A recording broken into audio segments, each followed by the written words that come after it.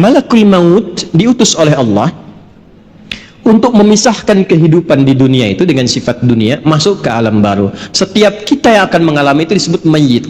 Pastikan saat malaikat itu datang, kita tuh dibawa dalam keadaan tenang.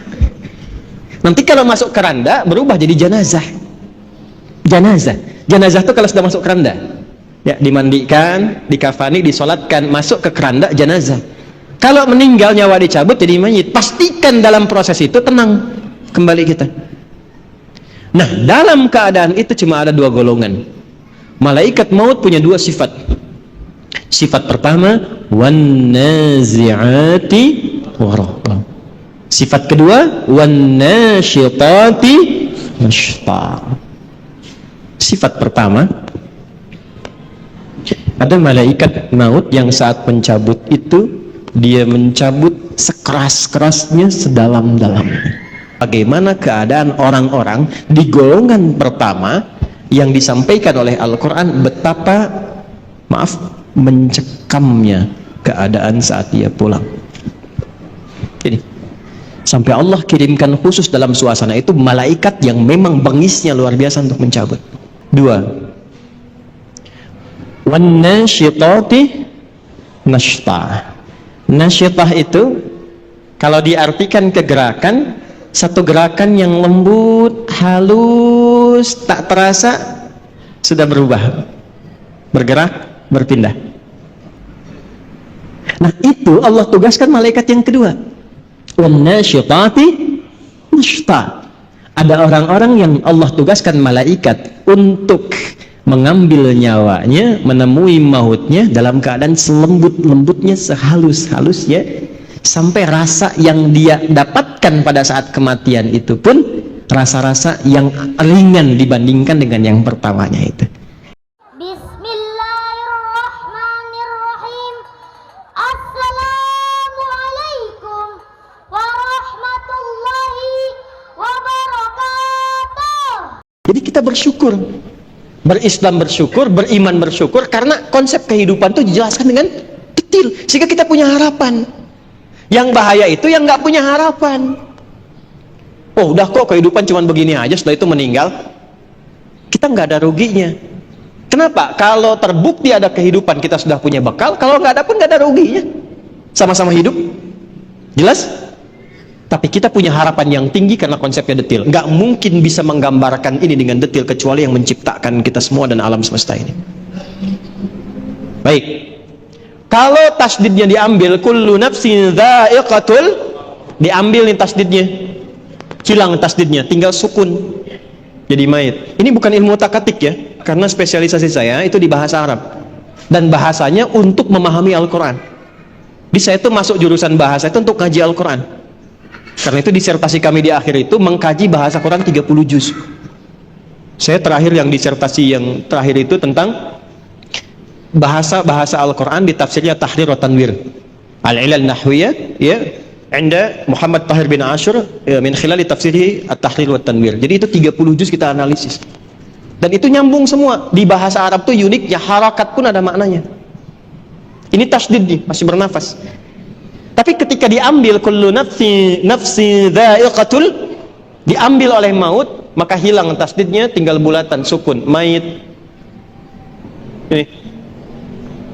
Ini bedanya apa? Kalau mayit masih hidup akan meninggal, tapi kalau mayitun hilang nafasnya, sudah wafat dia, bulat.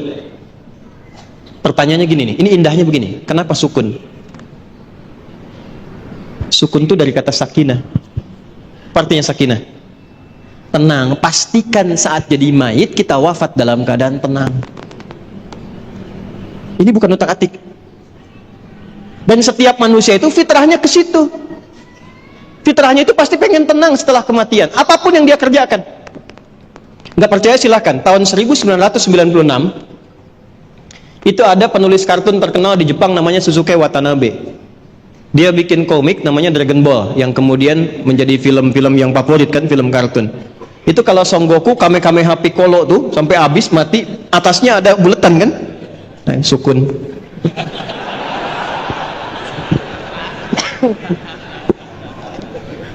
Saya ke Garut, Ada sahabat kami dulu sudah sepuh. Kami punya sahabat senior juga yang sepuh-sepuh 60, 70 tahun, 80 tahun.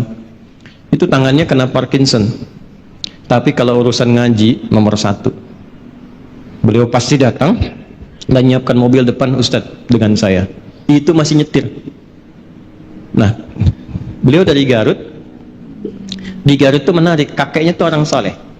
Jadi semua di depan vilanya itu ada kolam, terus ada tanah, itu selalu ditanami dari sejak kecil. Beliau kecil, kakeknya nanami itu. Termasuk yang lahan tetangga pun ditanami oleh beliau. Ketika tanya kenapa, nanti kalau manfaatkan semua dapat manfaatnya. Itu Masya Allah teman-teman. Sekarang saya contohkan di situ, kalau kita datang itu ikan mancing, airnya air panas tuh yang dari Cipanas dari atas. Kemudian ada tumbuh-tumbuhan, diantaranya ada kelapa, ada alpukat, ada sukun. Itu alpukatnya sebesar-besar cangkir kelapa yang nggak tahu musim. Itu berkahnya beramal soleh itu. Jadi begitu dia habis, tumbuh lagi, habis, tumbuh lagi. Nah kalau saya ke sana, sukun pasti sudah siap. Jadi begitu datang, sudah dihidangkan. Begitu dihidangkan, beliau bilang, Ustadz, ini ada sukun. Saya bilang, Pak, ini bukan sukun, ini fathah. Kalau sukun, dia masih di atas bulat tuh. Jatuh ke bawah, kasrah. Istri bapak goreng, itu fathah. Dikumpulkan, dhamma. Saya kira selesai sampai di situ. Saya kan bercanda. Rupanya dibawa lagi nampan itu ke istrinya, balik ke dapur. Ma, kata Pak Ustadz, ini bukan sukun, ini fathah. Sudah, balik sini. Nah jadi, malakul maut diutus oleh Allah untuk memisahkan kehidupan di dunia itu dengan sifat dunia, masuk ke alam baru. Setiap kita yang akan mengalami itu disebut mayyit. Pastikan saat malaikat itu datang, kita tuh dibawa dalam keadaan tenang. Nanti kalau masuk keranda, berubah jadi jenazah. Jenazah itu kalau sudah masuk keranda, ya dimandikan, dikafani, disolatkan, masuk ke keranda jenazah. Kalau meninggal nyawa dicabut jadi mayit. Pastikan dalam proses itu tenang kembali kita. Nah, dalam keadaan itu cuma ada 2 golongan. Malaikat maut punya 2 sifat. Sifat pertama, wan nazi'ati gharqa. Sifat kedua, wan nasyitati nashta. Sifat pertama, ada malaikat maut yang saat mencabut itu dia mencabut sekeras-kerasnya, sedalam-dalamnya. Gini, ini ada duri agak panjang masuk ke dalam tubuh, dalam daging, tapi posisinya bukan vertikal begini, posisinya horizontal begini, terus dipaksa dicabut begini. Kira-kira kebayang nggak rasanya? Ya?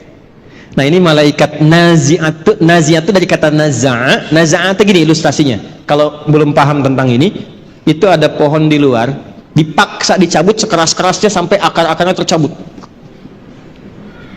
Ya. Problemnya apa? Problemnya kalau pohonnya keras kan nggak sekali cabut. Tarik, balik lagi, tarik, balik lagi. Ya kan? Itu naza'a namanya. Yang mencabut dengan keras dan syiddah, bisyiddah wa unfid, dengan keras dan dalam, itu disebut dengan nazi'at. Gharqa, sampai ke dalam-dalam itu masuk. Jadi dari bawah cabut sampai ke sini. Tarik lagi. Kan ini takut. Kenapa? Karena dia merasa nggak siap untuk pulang. Karena merasa nggak siap, nggak pengen keluar. Tarik lagi, itu ilustrasi begitu. Tarik lagi. Sampai nanti di Quran ada beberapa surat, kamu ini susah sekali, ada yang dipukulin sama malaikat. Tarik lagi, turun lagi, tarik lagi. Ya, mudah bagi malaikat, tarik langsung mudah kan, kuat. Dan tapi ingin menunjukkan bagaimana keadaan orang-orang di golongan pertama yang disampaikan oleh Al-Quran, betapa mencekamnya keadaan saat dia pulang. Ini sampai Allah kirimkan khusus dalam suasana itu malaikat yang memang bengisnya luar biasa untuk mencabut. Siapa golongan ini? Ya, 1. Dah. Nah, jangan lu dijawab, tenang. 2. Wan nasyitati nashta. Nasyitah itu kalau diartikan ke gerakan, Satu gerakan yang lembut, halus, tak terasa sudah berubah, bergerak, berpindah. Nabi ilustrasikannya begini, kalau ada rambut yang halus, lembut, tipis, kemudian ada adonan yang halus juga, lembut, tipis, kayak ngambil rambut itu dari adonan itu, halus, berpindah. Ya. Senyum, la ilaha illallah, meninggal. Sujud, nggak bangun lagi. Lagi baca Quran, cuman begini, la ilaha illallah, meninggal. Dan menariknya, yang seperti itu sekarang sudah banyak ditampakkan lewat video. Tuh. Kalau sudah Allah tampakkan ayatnya menjadi kauniyah dan belum sadar juga, maka dengan cara apa lagi Allah berikan hidayah untuk bertobat? Antum klik deh ya, klik misalnya di YouTube lah, ya, wafat husnul khatimah, orang syekh mengajar meninggal, baca Quran wafat, sujud wafat, klik, lihat bagaimana cara wafatnya. Nah itu Allah tugaskan malaikat yang kedua, wan-nasyitati nashta. Ada orang-orang yang Allah tugaskan malaikat untuk mengambil nyawanya, menemui mautnya dalam keadaan selembut-lembutnya, sehalus-halusnya, sampai rasa yang dia dapatkan pada saat kematian itu pun rasa-rasa yang ringan dibandingkan dengan yang pertamanya itu. Kalau narik rambut yang halus dari adonan yang halus itu masih ada rasanya nggak? Masih terasa kan, tapi ringan kan, lembut. Itulah yang menyebabkan orang kadang berkeringat saat meninggal itu. Ya, diambil, tenang dia meninggal, tenang. Tapi ada rasanya, ada. Nanti kalau sudah waktunya terasa juga gitu kan, berkeringat ada. Tapi halus, lembut, tenang, enak. Nanti insya Allah kita jemput itu, gak usah khawatir, gak usah takut. Takut itu justru tanda tanya. Kok takut pada sesuatu yang pasti? Yang nggak pasti itu yang kita takutkan. Yang pasti nggak usah ditakutin. Nggak, Allah Akbar. Nggak, antum nggak takut pun kejadian juga. Siapa yang takut? Ya. Jadi yang ditakutkan tuh yang belum pastinya. Nah yang belum pasti itu bekalnya, amalnya apa? Begitu itu tidak pasti, itu yang kita khawatirkan karena nggak punya harapan untuk setelahnya. Baik, kita bahas yang kedua dulu sebelum tadi yang pertama saya kasih tanda tanya. Siapa orang-orang yang dicabut dengan lembut itu? Yang tenang itu, yang nyaman itu, sampai malaikat yang ditugaskan pun oleh Allah disifati dengan nasyitati nashta, pakai waw, wawunya ataf kepada kosam, kosamnya sumpah. Saya bersumpah, kata Allah, ada di antara hambaku yang aku kirimkan hanya malaikat yang lembut untuk mencabut nyawanya. Sumpahnya Allah mengirimkan malaikat yang lembut, selembut-lembutnya untuk mencabut nyawa hambanya. Siapa hamba yang dimaksudkan di sini? Teruskan dulu ayatnya. Was-sabihati sabha, fas-sabiqati sabqa, fal-mudabbirati amra, sampai ayat 5. Allahu Akbar. Ini kuncinya. Was-sabihati di sini masih pakai qasam. Sabihati sabha. Setelah itu pakai fa litertib. Fas-sabiqati sabqa, pakai fa. Fas-sabiqati sabqa. Setelah itu apa? Fal-mudabbirati amra. Fal-mudabbirati amra. Dah sampai sini, sampai ayat 5. Ini kuncinya. Ini sindiran halus dan tajam sekali. Siapa orang-orang yang akan dicabut dengan lembut, dipisahkan dari kehidupan dunia yang mungkin dia alami keras. Jadi menariknya begini, ada orang-orang yang saat hidup di dunianya ini mungkin mengalami kejadian yang keras, tidak mengenakan, kasar dan sebagainya. Tapi ketika meninggal, lembut sekali, halus, dan bahkan viral dia di alam langit. Bagaimana orang-orang ini kemuliaannya? Allah contohkan lewat tugasnya malaikat. Selain yang mencabut nyawa dengan 2 sifat ini, kata Allah, aku tugaskan juga dengan 3 tipikal pokok malaikat. Nah 3 ini dengan cepat, dengan indah, dengan kuat. Oke, pelan-pelan. Teman-teman masih ingat gak waktu saya sampaikan tadi dibuka di awal mukaddimah? Ibadah itu ada yang sifatnya apa yang pertama? ritual. Nah, ritual ini digambarkan di Qur'annya dengan kata-kata tasbih. Tasbih. Ibadah dalam bentuk ritual itu digambarkan di Al-Qur'annya dalam bentuk apa? Tasbih. Nah, menariknya apa? Semua alam ini diciptakan oleh Allah itu untuk bertasbih. Buka Quran surah 17 ayat ke-44. Quran surah 17 Al-Isra ayat 44. Dan tempatnya pun di surah ke-17 Al-Isra. 17 rakaat. Peristiwa Isra. Isra kan peristiwa yang didapatkan dari Isra dan Mi'raj itu kan salat kan? Nah, salat itu teman-teman sekalian itu gambaran tasbih untuk kita. Malaikat juga bertasbih. Tusabbihu lahus samawati as-sab'u wal ardu wa man fihin. Ada? Hah? Wa inni syai'in terus dapat. Walakin la tafqahuna tasbihahu. Tusabbihu lahus samawati as-sab'u. Semua yang ada di alam langit bertasbih kepada Allah. Wal ard, dan yang di bumi bertasbih. Kalau antum baca tafsirnya, ini misal yang banyak didapatkan tafsir Ibnu Katsir misalnya, yang agak banyak riwayat di situ. Itu ngambilnya dari tafsir Ibnu Jarir At-Tabari. Ibnu Katsir banyak ngambil dari situ. Yang tafsir riwayat ya. Kalau yang mau pendek-pendek jalan lain. Tanwirul Mikbas itu pendek-pendek. Kalau mau ngambil tafsir riwayat tentang ayat ini, silahkan lihat. Itu akan mengambil satu riwayat di Mu'jam At-Tabrani, riwayat dari Abdurrahman bin Qutr. Ya, Abdurrahman bin Qutr ini meriwayatkan satu hal saat peristiwa Isra-nya Nabi sallallahu alaihi wasallam. Jadi begitu Nabi akan siap diberangkatkan antara Zamzam dan Maqam. Jadi ada Maqam Ibrahim, ada Zamzam, di antaranya itu ya dekat itu disiapkan berangkat dari mulai ke Masjidil Aqsa, naik kemudian ke langit. Itu apa komentar Nabi setelah turun? Saya mendengar malaikat semua bertasbih, bersahut-sahutan bertasbih pada Allah Subhanahu wa taala alam langit. Ya. Kalau Anda baca riwayatnya setelah itu di tafsirnya, teruskan tafsirnya sampai ke bawah, Anda akan temukan Allahu Akbar. Ini babnya iman ya, maaf, babnya iman. Pembuktiannya saat sakaratul maut. Kenapa kita sering mendengar kalau makan itu sampai akhirnya? Mungkin di situ ada berkahnya. Pernah dengar? Ya kan? Karena setiap makanan dan minuman yang kita makan dan minum, itu sekalipun kita konsumsi, dia masih bertasbih kepada Allah Subhanahu wa taala. Riwayatnya ada. Baca tafsirnya, ini bukan saya pribadi, bukan ngaji tafsirnya, lihat sampai makanan yang akan yukal dimakan itu masih bertasbih sebelum dimakan. Itu sebabnya kita nyari berkahnya ya.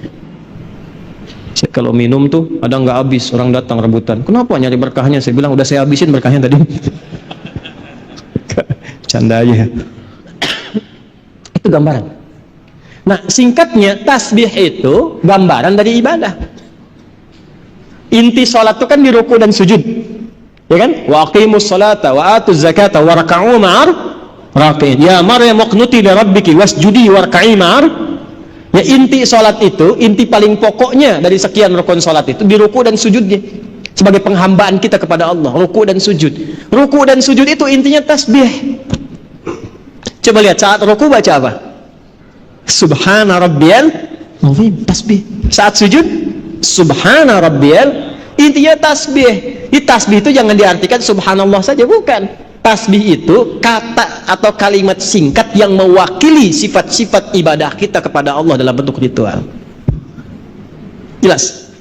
Makanya kalau kita kurang dalam sholat tasbihnya, kurang maksimal ibadah ritual, kurang ruku khusyuk di dalamnya, kurang khusyuk dalam sujudnya, itulah sebabnya kenapa setelah sholat kita istighfar dulu. Setelah istighfar tasbih, subhanallah, subhanallah, subhanallah. Itu diantara hikmahnya.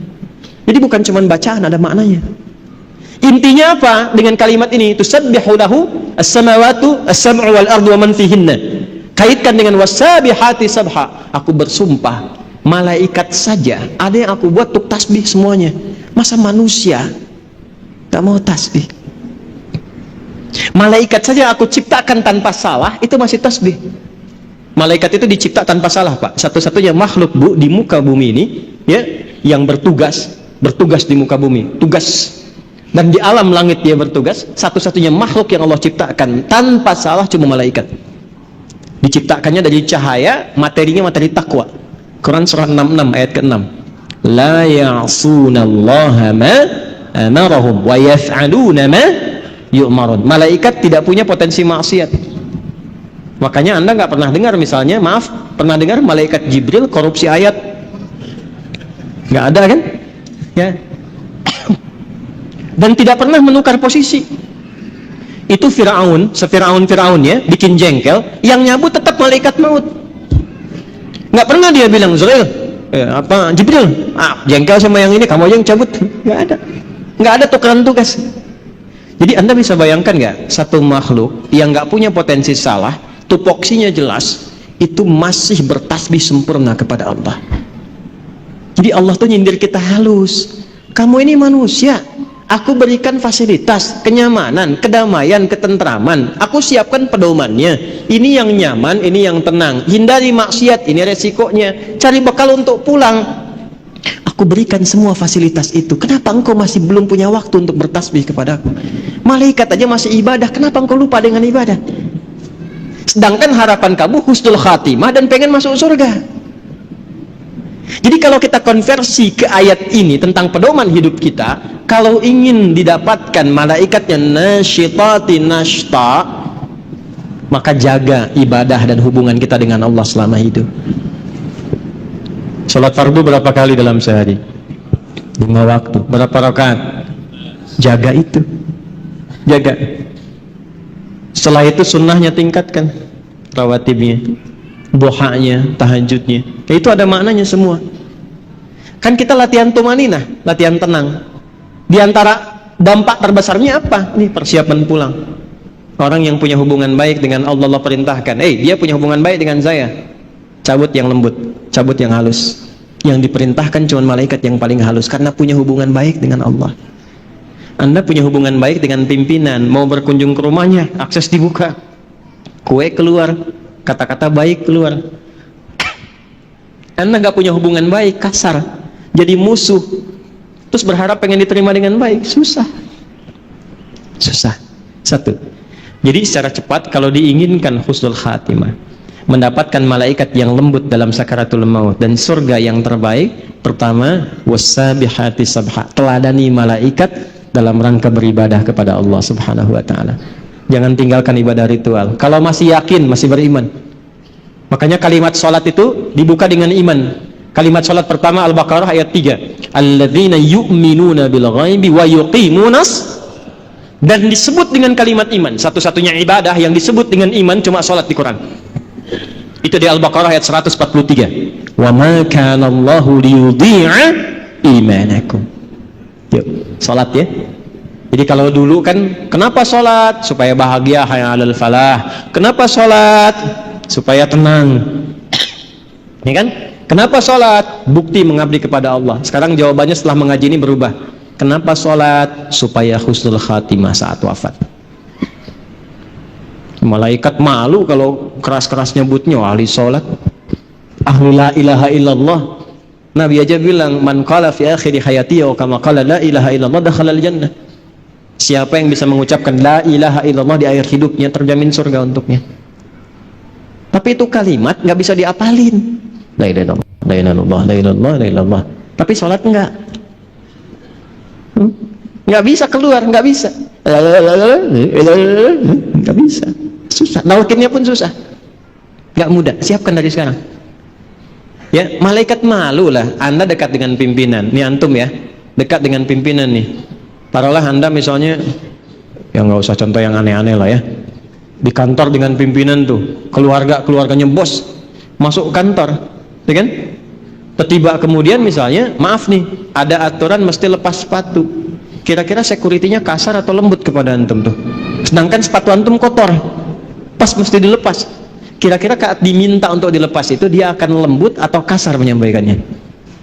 Pasti lembut, karena antum dekat dengan pimpinan, keluarganya. Antum bukan siapa-siapa, sekantor nggak ada yang kenal, orang asing nggak jelas, pakaian juga nggak jelas, datang ke situ kotor semua, terus maksa pengen masuk. Kira-kira security bagaimana? Kencang, insya Allah kencang. Antum sholat dekat dengan Allah, la ilaha illallah tiap hari, ibadahnya luar biasa. Masa malaikat mau kencang-kencang nyebut nyawa antum? Umar bin Khattab. Kenal? Aduh, udah mulai aneh nih ya. Ini kalau kita ngaji kitab-kitab hadis tuh dalam bab riwayat enak ngajinya. Optimis kita menyebut kematian, nggak takut dengan alam kubur. Dan ini ada yang mengatakan asbabnya malaikat maut tuh salah satunya jadi sedikit malaikat mungkar nakir agak sedikit humble itu gara-gara persoalan Umar. Datang, man rabbuka katanya. Nanti antum baca nih dalam riwayat hadis, man rabbuka. Umar tuh luar biasa. Gak usah kasar begitu katanya. Santai aja bahasa kita ya, santai aja. Anda akan tahu saya ini sahabatnya Rasulullah, kekasihnya kekasih Allah. Ya, masa Anda bertanya seperti itu katanya? Harus dibalikin tuh. Bisa nggak Anda begitu tuh? Man rabbuka, gitu kan? Masih nggak tahu kalau saya ini sering jamaah di Pondok Indah. Enggak, ini cuma gambaran saja. Kadang-kadang ulama-ulama itu kalau mau guyon, itu ngambil-ngambil itu seperti itu. Tapi memang teks-teks yang kita dapatkan itu yang Allah berikan kelembutan dalam setiap alam. Nyebutnya lembut, logikanya begitu. Masa yang dekat dengan Allah rajin sholat, yang dikirim malaikat kasar kan nggak mungkin. Masa kita salawat pada Rasulullah, dekat dengan Nabi, dengan amalan, kita ikuti petunjuk, diancam di alam kubur dengan kata-kata kasar kan nggak mungkin. Itulah nasyitati nasyta. Nah, untuk mendapatkan itu supaya lebih lembut lagi bagaimana? Cepat, pakai fa, berubah tuh. Ayat 4 pakai fa. Harfu 'atfin rabitin baina syai'aini bila hudud. Paham? Tidak. Huruf yang menyambungkan dua peristiwa tanpa jeda dengan cepat. Jadi begitu yang ayat 3 itu tasbih, ibadah. Yang keempatnya pakai fa, cepat nih, jangan tunda. Apa yang dipercepat? Sabiqatis sabqa. Ada malaikat yang berlomba mencatat amalan. Ini yang dicatat itu siapa amalannya? Kan nggak mungkin malaikat catat amalan sendiri. Malaikat turun ke bumi catat amalannya sendiri, nggak mungkin. Ini tanda dari Allah. Ada malaikat yang lomba-lomba cepat-cepat. Ngapain cepat-cepat? Mencatat amal hamba. Siapa yang dicatat itu? Dalilnya mana untuk menegaskan ini? Al-Baqarah ayat 148. Ketemu kalimat sabaknya. Quran surah 2 ayat 148. Walikulli wijhatun huwa muwalliha. Sama dengan fa di sini, fa di sana. Fastabiqul khairat. Fastabiqul khairat. Tuh. Tuh. Kencengin tuh. Ini maksudnya. Kencengin, optimis kita. Di sini fasabiqatis sabqa, ya, fasabiqatis sabqa. Di sini fastabiqul khairat. Walikulli wijhatun huwa muwalliha. Setiap hamba yang ibadah itu pasti punya kecenderungan fokus pada ibadah tertentu. Contoh, ada yang senang tahajud, belum konsisten puasa sunnah. Tahajud rutin tiap malam, tapi Senin Kamis belum puasa. Ada yang puasa Senin Kamis tapi tahajud belum, ya kan? Ada yang sudah sholat puasa Daud, bahkan sholat Daud nggak ada. Ya, puasa Daud yang ada ya. Senin puasa, Selasa tidak, Rabu puasa, Kamis sholat Daud nggak ada. Subuh sholat, duhur tidak, asar sholat, maghrib, nah itu nggak ada. Ya. Ini sudah puasa Daud, tapi tilawah Quran belum. Quran juga unik, ada yang senang baca tapi belum menghafal. Ada yang senang hafal tapi nggak tahu arti. Ada yang senang kajian, ngaji artinya, tafsir, tapi juga baca belum optimal. Ada yang begitu. Nah sekarang maksudnya apa? Kita itu saat sebelum pulang siapkan amalan-amalan favorit yang kita pilih di dunia sebagai bekal andalan kita pulang itu apa? Supaya malaikat berlomba-lomba mencatat. Ayo kita berlomba-lomba. Dan ini dijamakkan, fastabiqul khairat. Semuanya baik kata Allah itu, tapi silahkan berlomba. Yang ini puasa Senin, ya kan? Antum belum sanggup puasa, saya mau konsisten dengan rawatib dulu. Ya. Saya belum sanggup menahan lapar, tapi saya bisa sanggup menahan lelah saya untuk mengerjakan rawatib. Ya udah, alihkan tenaga ke sini. Ya. Jelas? Nanti sambil bertahap, tapi intinya harus punya amalan andalan untuk pulang. Amalan andalannya apa? Yang kebanggaan saat dibawa pulang. Ya. Kalau standar semua sama. Kalau cuma sholat 5 waktu, itu enggak jadi andalan pun dihisab juga. Sholat 5 waktu itu kan standar. Ya, standar. Yang di atas standarnya dikerjakannya di mana sama siapa itu. Bisa kerjakan jamaah, itu di atas standar. Kerjakan di masjid, di atas standar. Jadi kalau antum pengen masuk ke sini, malaikat cepat berebut mencatat, kerjakannya di mana? Masjid. Bagaimana mengerjakannya? Jamaah. Makanya saat salat Jumat kan hadisnya viral, malaikat berebut mencatat. Siapa yang datang duluan sebelum imam naik khutbah, saf pertama siapa, sampai ketika khatibnya kemudian naik ke atas mimbar mengatakan assalamualaikum, maka ditutuplah kemudian buku catatan malaikat dan mereka semua duduk mendengarkan khatib berkhutbah. Malaikat aja duduk khusyuk mendengarkan khutbah, makmumnya bikin khutbah sendiri. Tapi dicatat, itulah fasabiqati sabqa. Nah, jadi intinya selama hidup, ayo berlomba-lomba kita meningkatkan bekal amal saleh dan siapkan satu jadi andalan untuk pulang. Contoh nih, contoh. Saya ini selalu rewel dengan Quran. Selalu rewel. Karena Quran ini kunci hidup di 3 alam. Ya. Hidup di dunia diberkahi, meninggalnya berkah. Teman-teman kemarin mengikuti nggak yang pesawat jet di Malaysia ada yang jatuh itu? Semua hangus habis. Terbakar, cuma satu jasad yang tidak hangus. Tolong jelaskan secara logika. Pesawat jet jatuh, pesawatnya terbakar habis, semua jenazah habis, hangus, cuma satu orang yang tidak hangus dan berada di lingkup yang sama di situ. Bajunya yang terbakar, jasadnya utuh. Ahli Quran. Ahli Quran.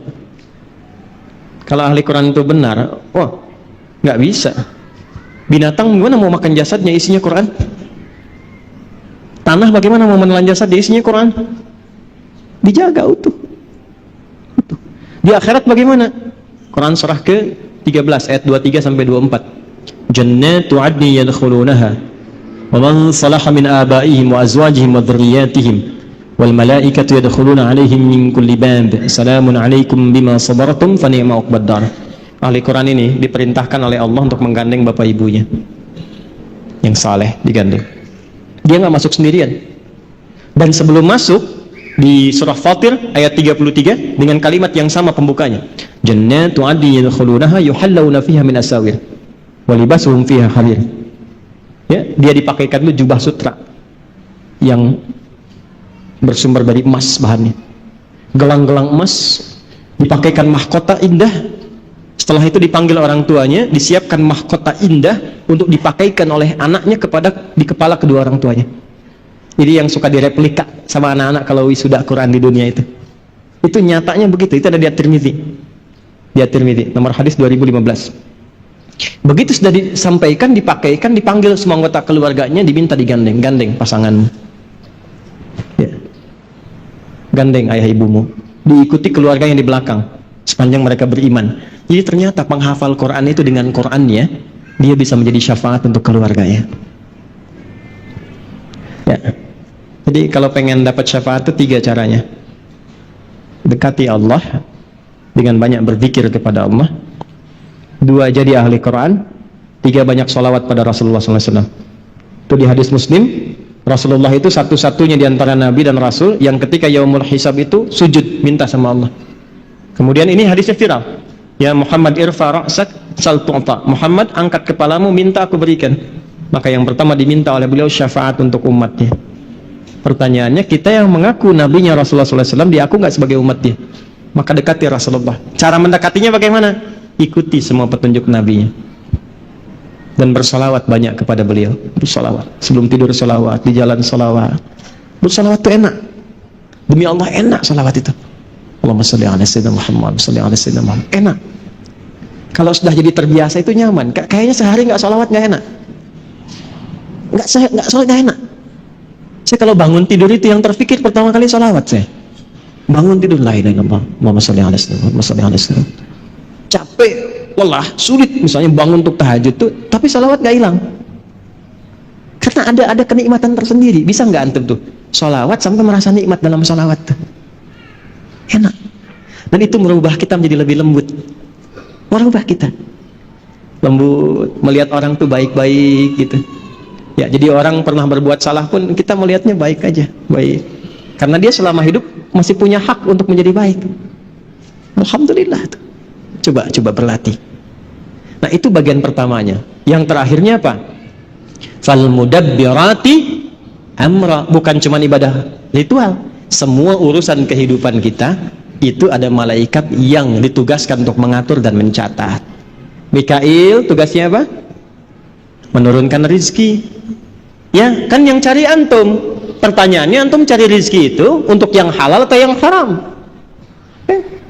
Anak itu rizki dari Allah. Nabi Zakaria ketika minta rizki bentuknya anak. Ali Imran ayat 38 sampai 39 kan mintanya anak. Nah, setelah Allah berikan kepada antum anak itu didekatkan dengan Allah atau jauh dari Allah? Itu dicatat, teman-teman. Sekarang antum anak dekat dengan Allah, orang tua masih jauh. Itu rizki antum tuh orang tua itu. Tidak dititipkan pada anak yang lain, pada antum. Antum dekatkan nggak dengan Allah?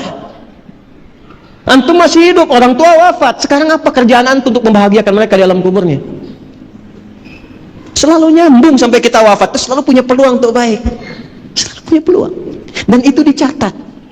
Nah, karena itu rumus ringkasnya begini. Gimana caranya beraktivitas dalam setiap waktu itu, dari bangun tidur sampai tidur lagi. Ini dari hari Ahad sekarang kita sampai ketemu Ahad lagi, kita susun kegiatan kita menjadi ibadah. Keluarkan pedomannya. Caranya kalau belum paham, belum tahu doanya, belum tahu bimbingannya, Nabi kasih rumus satu saja. Kullu amrin dzibalin la yubda'u fihi bismillahirrahmanirrahim fahuwa abtar. Setiap perbuatan baik yang kita rencanakan, satu perbuatan baik, pastikan bangun dari tidur semua kegiatan kita siapkan, dan yang disiapkan yang baik-baik. Latihan. Yuk latihan. Makanya kegiatan pertamanya kan pejuang subuh ya. Subuh itu dari kata asbah. Asbah itu sesuatu yang siap dengan rencana. Kenapa sholat pertama disebut dengan sholat subuh? Memberikan kesan, hei setiap orang Islam, kalau bangun dari tidur itu, Anda mesti punya siap rencana apa yang mau dikerjakan sampai tidur lagi. Bikin tersusun. Biasanya bikinnya malam setelah istighfar sebelumnya, koreksi dulu. Siapkan buat besok. Nah, ketika bangun itu punya rencana. Rencana ini kita bawa menghadap Allah dalam sholat supaya diberikan taufik oleh Allah. Dilindungi, dimudahkan, dilancarkan. Itu fungsinya sholat subuh. Makanya kita berjuang untuk subuh itu. Kenapa? Karena itu inti aktivitas. Cuman yang kita siapkan kullu amrin dzibalin, yang baik-baik.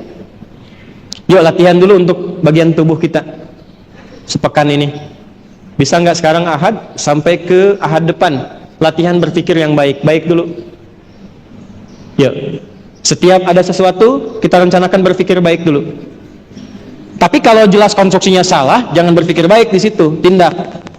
Ya, masuk misalnya bis tuh, kontas Bima. Udah jelas ada orang ngambil ke saku ibu-ibu misalnya kan, ke tasnya begini, udah mau ngambil. Nah, itu bukan prasangka baik, itu pencuri. Ya, cara baiknya dengan menindaknya, ya. Dengan cara yang benar. Pekan depannya mata. Yuk, latihan menatap yang baik. Itu dicatat. Yang nggak baik, palingkan. Nggak baik, palingkan. Dan itu tanda beriman yang pertama diberikan pada mata. Quran surah ke-24 ayat 30, kullil mu'minina yaghuddu min absarihim. Katakan pada pria-pria yang imannya pengen konsisten, pakai kata benda. Berlatih mata dulu memandang yang baik. Yang 31-nya untuk perempuan. Dari mata turun ke mulut dulu, langsung ke hati aja. Jomblo ya? Insya Allah ya. Baik, mudah-mudahan ketemu jodoh ya. Sebelum kiamat kurang 2 hari lah. Ada pengalaman nikah. Baik. Dari mata turun ke lisan. Al-Hujurat ayat 11 sampai 12. Latihan setelah lancar mata, pekan depan. Ini ringan, Pak, tapi merubah hidup kita. Akan merubah hidup kita. Latihan. Ya ayyuhalladzina amanu la yaskhar qaumin qaum la yaghtab ba'dukum ba'dha. Hei orang-orang yang beriman, berusaha keras menata lisanmu, jangan cela orang. Jangan bikin hoax. Jangan membicarakan keburukan orang. Jangan marah. Pilih di antara ini, mana sepekan kita latihan. Misalnya jangan marah dulu. Begitu antum memilih, Allah akan turunkan ujian untuk menguji marah enggak. Ya. Cara gampangnya kalau pengen nata mata, nata lisan sampai ke kaki, cara gampangnya bagaimana? Puasa. Puasa satu-satunya ibadah yang bisa meningkatkan amal soleh dan menekan amal salah. Puasa. Gak percaya silakan. Anda puasa itu sholat sunnah dikejar-kejar. Pasti dilakukan sholat sunnah, dikejar karena puasa. Tapi kalau nggak puasa, yang fardu aja kadang terlambat biasa. Anda nggak puasa, yang minta kelihatan belum tentu diberi. Tapi kalau puasa, yang nggak ada dicatat. Saat Ramadan berapa yatimnya di sini? Ya berapa fakir dicatat, padahal nggak pernah kelihatan. Dan puasa bisa menekan amal-amal salah. Ya, koruptor libur kan saat puasa. Yang marah pun ditahan. Ini buka jam 6:04 ada yang mencela, dan orang ini pemarah yang dicela ini. Jalan sama istrinya, dicela habis, diem aja. Istrinya bingung, Pak nggak marah? Ntar habis maghrib. Puasa. Yuk latihan. Intinya apa? Latihan beramal. Nah, saya tutup. Kalau sudah konsisten dengan semua amal baik ini, ciri paling pokoknya merubah kita menjadi pribadi yang baik. Jadi kalau rajin sholat, rajin puasa, rajin ngaji, bagus. Tapi kalau yang dilakukan itu tidak merubah kita menjadi baik, berarti belum berhasil itu ibadahnya. Itu standar di Quran. Karena apa? Fastabiqulnya dengan khairat. Khairat itu dari kata khair. Khair itu sifat, kebaikan yang melekat pada sifat. Kalau sudah jadi sikap disebut ma'ruf. Kalau baiknya fisik belum pikirannya disebut thayyib. Al-Baqarah 168, ya ayyuhan nasu kulu mimma fil ardi halalan tayyiban. Tayyiban itu baik fisik. Kalau pengen sehat, kata Quran, makan makanan yang menyehatkan. Singkat Quran itu. Kalau kurang sehat fisiknya, datangnya kepada tabib. Sifat baik tabib untuk menyembuhkan, karena Allah disebut tayyib. Pemiliknya tabib, makanya datang kita ke tabib, ke dokter. Ya, jadi kalau fisiknya sehat, orang Arab tanya kaifa halak ya akhi? Alhamdulillah tayyib. Artinya sehat.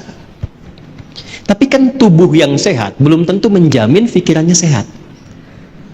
Buktinya ada yang namanya tayyib, tapi kan 2 kali puasa, 2 kali lebaran dia nggak pulang-pulang kan? Nah dia sehat tuh.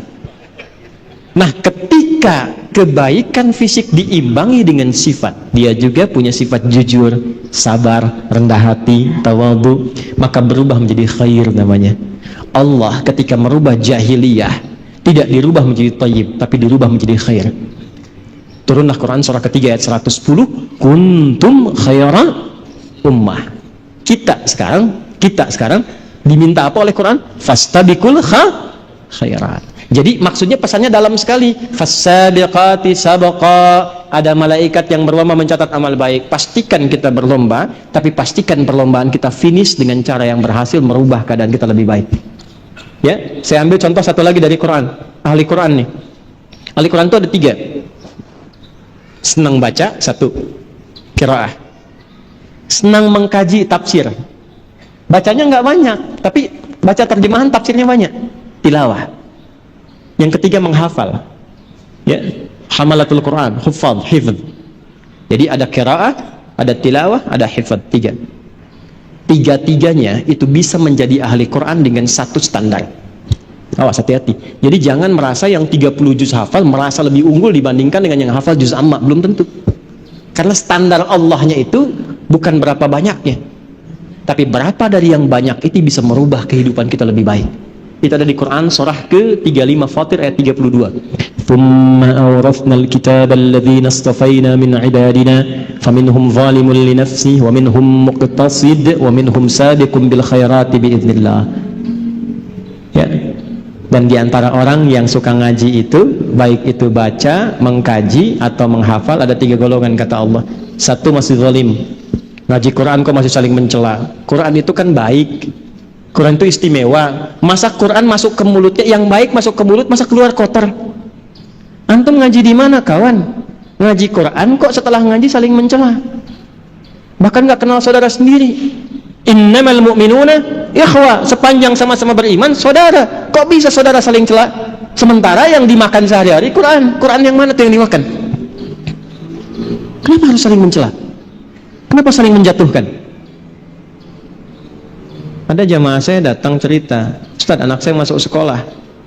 Pertanyaan pertama ketika masuk sekolah, pengujinya mengatakan, nanya, ngajinya sama Ustaz siapa? Begitu disampaikan, Ustaz Adi Hidayat, bid'ah, nggak diterima. Saya bilang, enggak apa-apa, doakan saja. Namanya belum kenal. Kalau belum kenal kan nanti bisa begitu. Kalau sudah kenal mungkin jadi sunnah. Gitu kan? Atau jadi wajib. Hindari yang demikian. Beban hidup kita sudah banyak. Jangan nambah dengan membawa beban orang lain. Ketika mencela, itu dosa orang-orang yang kita cela ditransfer kepada yang mencela. Si pencela pahalanya dipindahkan. Saya nggak dirugikan, antum nggak dirugikan, tapi sikap buruk itu sangat merugikan. Sekarang bagaimana caranya kita melihat semua orang baik, sehingga kita bisa mengeluarkan kata-kata yang baik? Ya, kan Allah aja ngasih harapan, masa kita bukan Tuhan tidak memberikan harapan? Fir'aun aja se-Fir'aun-Fir'aunnya masih diberikan hidayah dengan 2 orang nabi dan diminta berkata lembut. Itu kawan kita yang mungkin pernah mencuri, pernah mabuk, ada yang pernah membunuh, sepanjang dia hidup masih punya kesempatan menjadi orang baik. Kenapa kita tidak doakan? Kenapa kita tidak sentuh hatinya dengan kebaikan? Itulah yang Quran ajarkan tuh itu. Makanya kalau ngajinya benar, yang pertama berubah itu jadi lebih baik, lembut. Wa minhum sabiqum bil khairat, ini. Bil khairat. Yuk ya, kita rumuskan ya. Mulai sekarang tubuh kita dari atas sampai bawah. Setelah itu amalan andalannya apa? Kalau ngaji sehari berapa? Gak usah banyak-banyak dulu, nanti capek ditinggalkan semua. Ya, nggak apa-apa, sehari 1 ayat aja dulu. 1 ayat aja. Kan nggak banyak, alif lam mim tuh ayat. Nanti kalau bosen tambah 1 ayat lagi, sampai kita merasakan kenikmatan itu. Setelah itu 1 hadis. Ya, jangan acak ya Pak ya, jangan acak. Usahakan selalu sistematis, terstruktur. Misal antum nih yang belajar di kampus-kampus, di mahasiswa, kenapa nggak mengeluarkan hadis-hadis tentang ilmu?